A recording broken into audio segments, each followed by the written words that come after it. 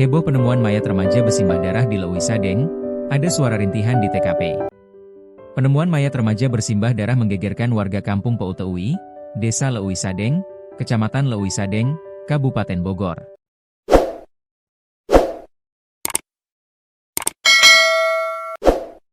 Korban yang diketahui berinisial MCP, 16, itu ditemukan di teras kontrakan warga sekitar pukul 1.30 WIB, Kamis, 27 November 2025.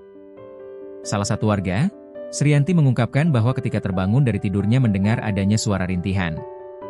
Namun ia tidak menaruh rasa curiga apapun karena beranggapan suara tersebut berasal dari rumah tetangganya. "Semalam saya kencing, terus itu ada yang ngerintih, Bu, katanya gitu. Saya kan pikir temannya si abang, tetangga, biasa pulang jam 1, ujarnya kepada wartawan, Kamis, 27 November 2025.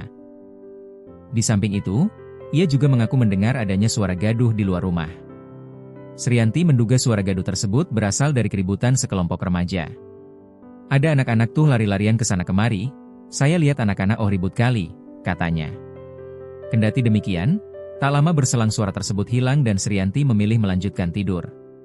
Sebelumnya diberitakan, warga Kecamatan Leuwi Sadeng, Kabupaten Bogor digegerkan oleh penemuan mayat. Mayat berjenis kelamin laki-laki itu ditemukan bersimbah darah pada Rabu, 26 November 2025, malam. Kapolsek Leuwi Liang, Kompol Marianto membenarkan adanya kejadian tersebut di wilayah hukumnya. Penemuan mayat semalam itu ada.